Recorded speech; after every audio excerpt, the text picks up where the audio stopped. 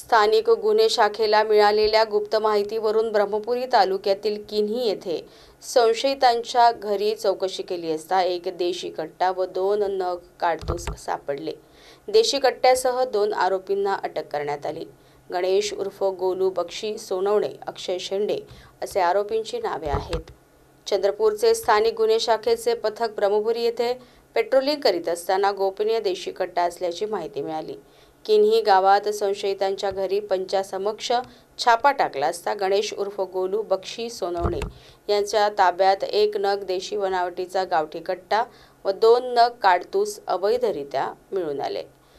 याबाबत त्याच विचारणा केली असता सदर गावठी कट्टा व काडतूस त्याने अक्षय शेंडे याने दिल्याचे सांगितल्याने दोन्ही आरोपींना ताब्यात घेऊन पंचनामा कारवाई करून त्यांच्या विरुद्ध गुन्हा नोंद करून आरोपींना पोलीस स्टेशन ब्रह्मपुरी यांच्या ताब्यात देण्यात आले आहे।